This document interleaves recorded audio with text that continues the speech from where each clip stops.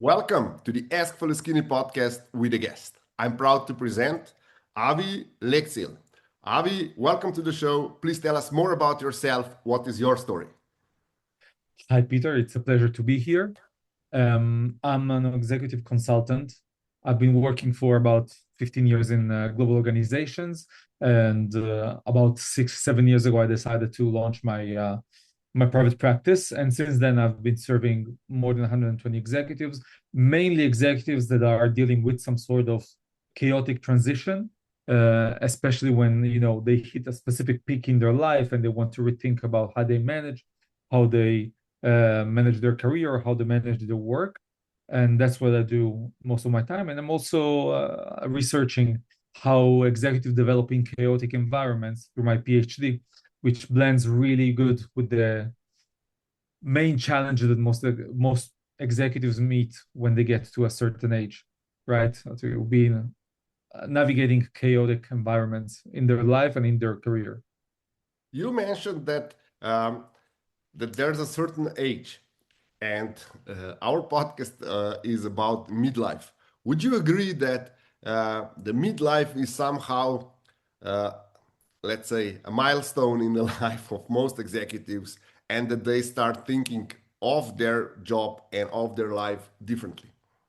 Yeah, that's a very good question because the easy answer is yes, and that's not new. Meaning we have all the main psychological models about human development point at a certain stage where we start to rethink. Some models say every 20 years, so it's like a 20, pretty much 20, 40, 60, etc. I think that what's happening now is that it's just much more difficult to find an answer that can satisfy the individual. 20 years ago, a person in their 40s would think, okay, I'm tired, I'm bored, um, something might happen in their life that leads them to a change, a health issue, a divorce, or whatever, and they want to search for something else, and they will just find an interesting path to go on for the rest of their lives. Today, it's much more difficult to just commit to a new path for the rest of your life. So when you get to that midlife crisis, if you want to call it like that, um, most people, especially when it comes to careers, um, they are scared of saying, "This is what I'm doing now," because they know that it's not going to be for the rest of their lives. It's going to be for maybe 10 years, most cases for 5 or 6 years, if it goes well. So yeah, totally agree. Yeah, I have a question. In these days and age, we are so, I would say, pushed toward specialization. And Yeah, people have that have multiple skills, they don't know how to position themselves because everyone is pushing them into one, they call it niche, or one thing that they want to do. They need to have certain certificates, they need to have certain education, and everything is specialized. So nobody is hiring people with diverse knowledge and with a lot of different experiences.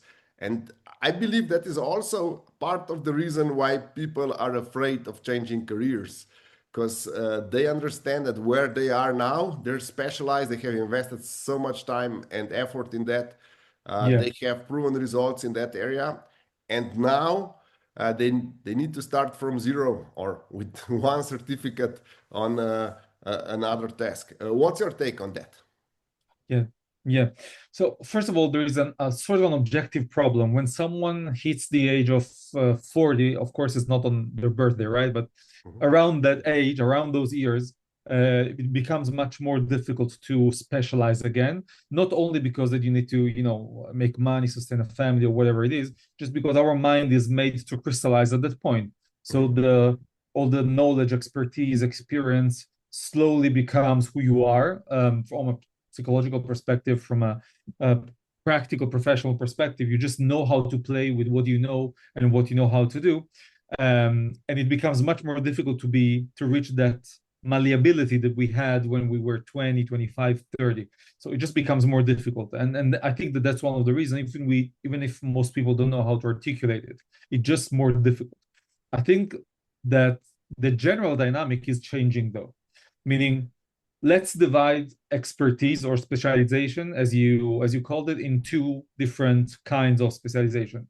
Mm-hmm. On one side, we have a um, formal, static, almost technical kind of specialization. Think about the person who knows how to code in Python, or the doctor that is specialized in a very specific disease and knows how to diagnose it well and how to treat it, not necessarily to how to make surgery. We'll see in a moment why. So they have a technical knowledge. They're very good at those things. They're very different from other people who have adaptive expertise. Adaptive expertise basically means I know a lot about something. Doesn't matter what problem you throw at me, even if it's a brand new problem, I can play with what I know to find a creative solution. So now think about a doctor that is specialized in a specific field. I don't know, cardiovascular diseases, pretty broad. They know how to understand even a brand new disease that might come up tomorrow in a remote land and develop a treatment. Or think about a marketing consultant that doesn't just know how to build a funnel, technical, but really understands the psychology and the technology of attracting people to your offer. Those people, even if the world changes, know how to solve a problem based on their expertise. So my assumption is that when you develop the ability to become an adaptive expert, you can do it again with a new field. It takes a lot of time. It takes a lot of experimentation, but you can do it also when you become, when you are 40, 50, or even later. You just have the muscle of becoming an adaptive expert, and that helps. So the short answer is you're right, but for specific people who know how to be true adaptive experts, it's easier. And also, I have to say, with AI, I'm sorry that I have to bring it to the episode. I assume that most listeners are tired to hear about it, but with AI, generalists are pretty useless because you can get any knowledge pretty easily. You do need specialists, but you can get also those answers through AI. So the only specialists that actually have value are those specialists that can play with knowledge in a creative way and give you concrete answers. And in the same way, also generalists that can play across disciplines, which AI doesn't know how to do, also are valuable. So if you know a lot about marketing, economy, psychology, and Far East philosophy, that's actually the kind of expertise that AI is really bad at providing. And even if you're a generalist, you have a value in the market, so you can reinvent yourself. Okay, and how should people go with their new career? Should they quit the job and then try something new, or should they start developing their expertise before they quit their existing job and start anew? Yeah. So I'll start with the obvious answer. The first thing to check is the financial viability of it, right? Meaning, if you cannot sustain yourself, you cannot just leave your job and go and explore the world. I mean, you can try, tell us how it goes. That would make an amazing Instagram profile. But no, I think that the core piece of it is exploration, meaning you want to decide what's your new career after you've explored enough paths. If you're lucky, you're working in a job that allows you to explore different paths through your work. So you will meet interesting people, you read interesting content. I'm thinking about a management consultant, right? That works in a big firm or even in a medium-sized firm. They will work one quarter on helping a pharma company. The next quarter is a gaming company. The third quarter is a philanthropic fund. They have enough exploration opportunities, and they can think, okay, I want to dive deeper in the philanthropic field. Let me see if that's good for me. If you're not that lucky, so you should take a certain amount of time to talk with a lot of people and understand what is an interesting path for you, um, and start to develop a pseudo expertise. Meaning, don't illude yourself that by reading a few books you're going to become an expert, or by talking with a few people you're going to become an expert. But try to act as you are trying to develop that expertise. Go down the rabbit hole, meet with people, try to solve problems in your mind or by talking with people in the field, and see if that kind of reasoning and problem solving routines are something that really fires you up. And if it does, if it doesn't, just go to the next field that it's interesting for you. But if it does, so that's the time to understand what the market thinks about you. Do you have the skills needed to find the first job in that field? If not, so what are those skills and how can you learn them? And now I cannot give you a very specific tactic because most people, every field is different. Sometimes you can actually just get an online certificate and it's enough. Sometimes you just need to find someone that will give you a chance and you will have to learn on the job. So it's very, very different. But I think that the main idea is, first of all, make sure that you have that kind of exploratory phase.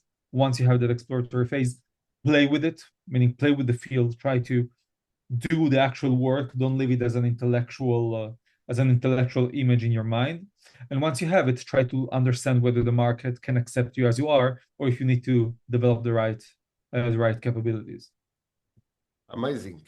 I really like how you put it and how you have down to earth uh, point of view where many modern gurus say you can be whatever you want and you can start anew whenever. But I believe that reality is more in your direction, as you have explained. Some fields are possible to enter without prior knowledge, most of them not. Yeah, And we have this, let's call it neuroplasticity problem or challenge.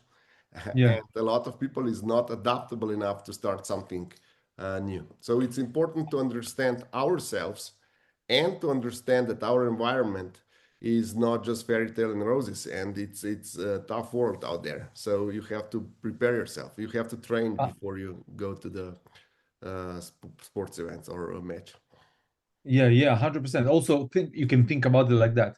If the field that you're interested in is so easy to access that you can just learn a little bit and enter, that means that there is an AI agent that can do the work for you, unless it's physical, right? Unless you have to Mhm. drive or to work in a factory.